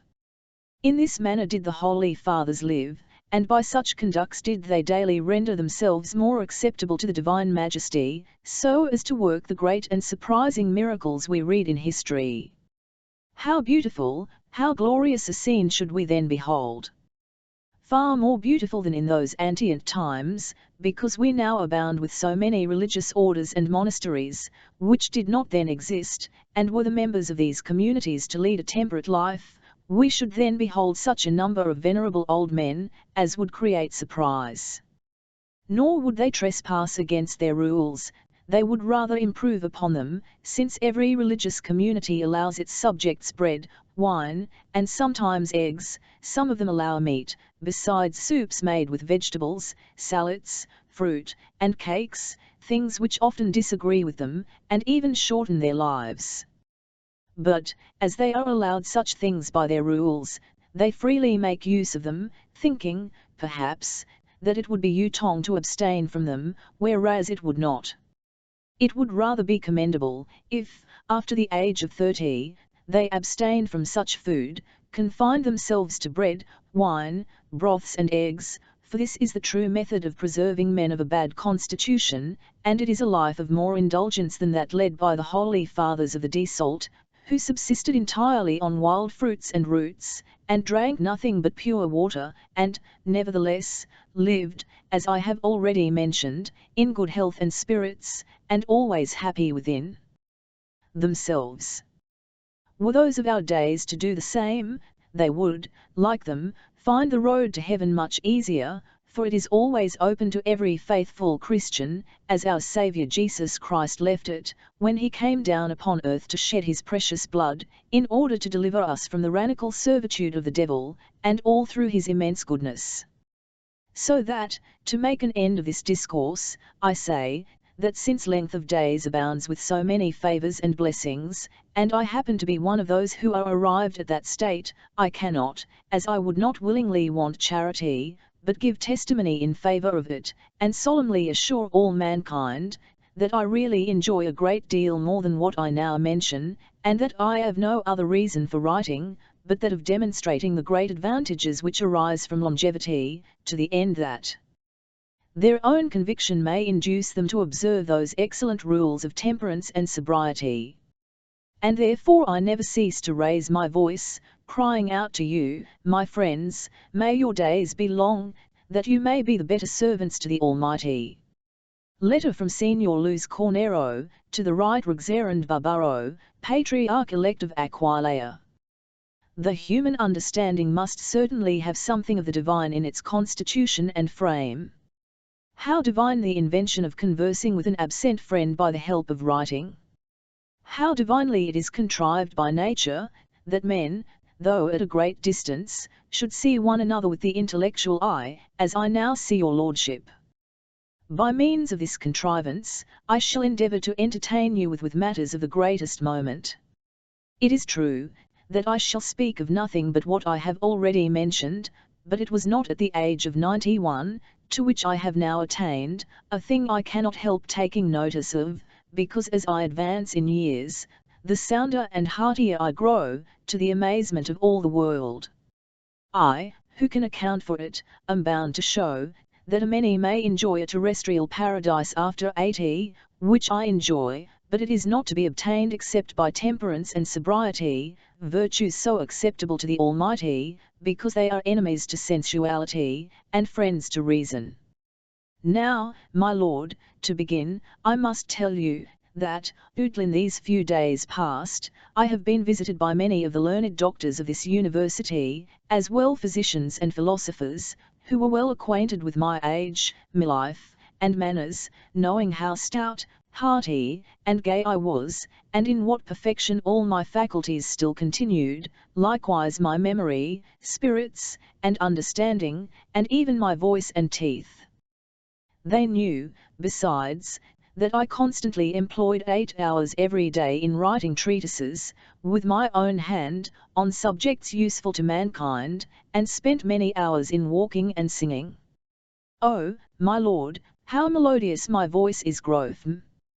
Were you to hear me chant my prayers, and that to my lyre, after the example of David, I am certain it would give you great pleasure, my voice is so musical. Now, when they told me that they had been already acquainted with all these particulars, they added, that it was, indeed, next to a miracle, how I could write so much, and upon subjects that required both judgment and spirit. And, indeed, my lord, it is incredible, what satisfaction and pleasure I have in these compositions. But, as I write to be useful, your lordship may easily conceive what pleasure I enjoy. They concluded by telling me, that I ought not to be looked upon as a person advanced in years, since all my occupations were those of a young man, and, by no means, like those of other aged persons, who, when they have reached 80, are reckoned decrepit. Such, moreover, are subject, some to the gout, some to the sciatica, and some to other complaints, to be relieved from which they must undergo such a number of painful operations, as cannot but render life extremely disagreeable. And, if, by chance, one of them happens to escape a long illness, his faculties are impaired, and he cannot see or hear so well, or else fails in some or other of the corporeal faculties, he cannot walk, or his hands shake, and, supposing him exempt from these bodily infirmities, his memory, his spirits, or his understanding fail him, he is not careful, pleasant, and happy within himself, as I am. Besides all these blessings, I mentioned another, which I enjoyed, and so great a blessing, that they were all amazed at it, since it is altogether beside the usual course of nature. This blessing is, that I had already lived 50 years, in spite of a most powerful and mortal enemy, which I can by no means conquer, because it is natural, or an occult quality implanted in my body by nature, and this is, that every year, from the beginning of July till the end of August, I cannot drink any wine of whatever kind or country, for, besides being during these 2 months quite disgustful to my palate, it disagrees with my stomach. Thus losing my milk, for wine is, indeed, the milk of old age, and having nothing to drink, for no change or preparation of waters can have the virtue of wine, nor of course do me any good, having nothing, I say, to drink, and my stomach being therefore disordered, I can eat but very little, and this spare diet, with the want of urine, reduces me, by the middle of August, extremely low, nor is the strongest capon broth, or any other remedy, of service to me, so that I am ready, through mere weakness, to sink into the grave. Hence they inferred, that were not the new wine, for I always take care to have some ready by the beginning of September, to come in so soon, I should be a dead man. But what surprised them still more was, that this new wine should have power sufficient to restore me, in 2 or 3 days, to that degree of health and strength, of which the old wine had robbed me, a fact, they themselves have been eyewitnesses of, within these few days, and which a man must see to believe it, insomuch that they could not help crying out, many of us, who are physicians, have visited him annually for several years past, and 10 years ago, judged it impossible for him to live a year or 2 longer, considering what a mortal enemy he carried about him, and his advanced age, yet we do not find him so weak at present as he used to be. This singularity, and the many other blessings they see me enjoy, obliged them to confess, that the joining of such a number of favours was, with regard to me, a special grace conferred on me, at my birth, by nature, or by the stars, and to prove this to be a good conclusion, which it really is not, because not grounded on strong and sufficient reasons, but merely on their own opinions, they found themselves under a necessity to display their eloquence, and to say a great many fine things. Certain it is, my lord, that eloquence, in men of bright parts, has great power, so great, as to induce people to believe things which have neither actual nor possible existence. I had, however, great pleasure and satisfaction in hearing them, for, it must, no doubt, be a high entertainment to hear such men talk in that manner. Another satisfaction, without the least mixture of alloy, I at the same time enjoyed, was to think, that age and experience are sufficient to make a man learned, who without them would know nothing, nor is it surprising they should, since length of days is the foundation of knowledge. Accordingly, it was by means of it alone I discovered their conclusion to be false. Thus, you see, my lord, how apt men are to deceive themselves in their judgment of things, when such judgment is not built upon a solid foundation. And, therefore, to undeceive them, and set them right, I made answer, that their conclusion was false, as I should actually convince them by proving, that the happiness I enjoyed was not confined to me, but common to all mankind, and that every man might equally enjoy it, since I was but a mere mortal, composed, like all others, of the 4 elements, and endued, besides existence and life, with rational and intellectual faculties, which are common to all men. For it has pleased the Almighty to bestow on his favourite creature man these extraordinary blessings and favours above other animals, which enjoy only the sensible perceptions, in order such blessings and favours might be the means of keeping him long in good health, so that length of days is a universal favour granted by the Deity, and not by nature and the stars. But man, being in his youthful days more of the sensual than of the rational animal, is apt to yield to sensual impressions, and, when he afterwards arrives at the age of 40 or 50, he ought to consider that he has attained the noon of life, by the vigour of his youth, and a good tone of stomach, natural blessings, which favoured him in ascending the hill, but that he must now think of going clown, and approaching the grave, with a heavy weight of years on his back, and that old age is the reverse of youth, as much as order is the reverse of disorder. Hence it is requisite he should alter his mode of life in regard to the articles of eating and drinking, on which health and longevity depend.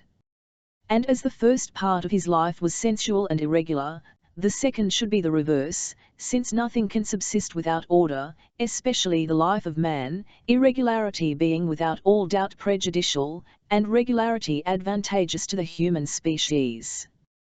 Besides, it is impossible in the nature of things, that the man, who is bent on indulging his palate and his appetite, should not be guilty of irregularity. Hence it was that to avoid this vice, as soon as I found myself arrived at maturer years, I embraced a regular and sober life. It is, no doubt, true, that I found some difficulty in compassing it, but, in order to conquer this difficulty, I beseeched the Almighty to grant me the virtue of sobriety, well knowing that he would graciously hear my prayer. Then, considering that when a man is about to undertake anything of importance, which he knows he can compass, though not without difficulty, he may make it much easier to himself by being steady in his purpose, I pursued the same course. I endeavoured gradually to relinquish a disorderly life, and to accustom myself insensibly to the rules of temperance, and thus it came to pass that a sober and regular life no longer proved uneasy or disagreeable, though, on account of the weakness of my constitution, I tied myself down to such strict rules in regard to the quantity and quality of what I eat and drink. But others, who happen to be blessed with a stronger temperament, may eat many other kinds of food, and in greater quantities, and so of wines, whereas, though their lives may still be sober, they will not be so confined as mine, but much more free. Now, on hearing these arguments, and examining the reasons on which they were founded, they all agreed that I had advanced nothing but what was true.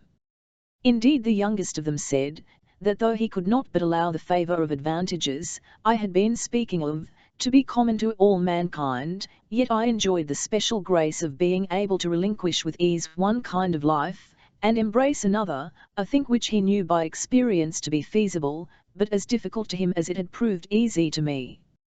To this I replied, that, being a mortal like himself, I likewise found it a difficult task, but it did not become a person to shrink from a glorious but practicable undertaking, on account of the difficulties attending it, because in proportion to these difficulties, is the honour he acquires by it in the eye of man, and the merit in the sight of God.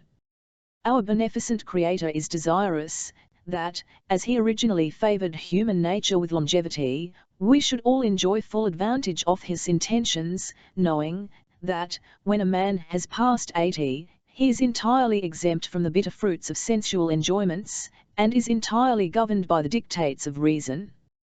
VLCE and immorality must then leave him, hence God is willing he should live to a full maturity of years, and has ordained that whoever reaches his natural term, should end his days without sickness by mere dissolution, the natural way of quitting this mortal life to enter upon immortality, as will be my case. For I am sure to die chanting my prayers, nor do the dreadful thoughts of death give me the least uneasiness, though, considering my great age, it cannot be far distant, knowing, as I do, that I was born to die, and reflecting that such numbers have departed my life without reaching my age. Nor does that other thought, inseparable from the former, namely the fear of those torments, to which wicked men are hereafter liable, give me any uneasiness, because I am a good Christian, and bound to believe, that I shall be saved by the virtue of the most sacred blood of Christ, which he has vouchsafed to shed, in order to free us from those torments. How beautiful is the life I lead! How happy my end! To this, the young gentleman, my antagonist, had nothing to reply, but that he was resolved to embrace a sober life, in order to follow my example, and that he had taken another more important resolution, which was, that, as he had been always very desirous to live to be old, so he was now equally impatient to reach that period, the sooner to enjoy the felicity of old age. The great desire I had, my lord, to converse with you at this distance, has forced me to be prolix, and still obliges me to proceed, though not much farther. There are many sensualists, my lord, who say, that I have thrown away my time and trouble in titting a treatise on temperance, and other discourses on the same subject, to induce men to lead a regular life, alleging, that it is impossible to conform to it, so that my treatise must answer as little purpose as that of Plato on government, who took a great deal of pains to recommend a thing impracticable, whence they inferred, that as his treatise was of no use, mine will share the same fate. Now this surprises me the more, as they may see by my treatise, that I had led a sober life for many years before I had composed it, and that I should never have composed it, had I not previously been convinced, that it was such a life as a man might lead, and being a virtuous life, would be of great service to him, so that I thought myself under an obligation to represent it in a true light. I have the satisfaction now to hear, that numbers, on seeing my treatise, have embraced such a life, and I have read, that many, in times past, have actually led it, so that the objection, to which Plato's treatise on government is liable, can be of no force against mine. But such sensualists, enemies to reason, and slaves to their passions, ought to think themselves well off, if, whilst they study to indulge their palate and their appetite, they do not contract long and painful diseases, and are not, many of them, overtaken by an untimely death. Finis.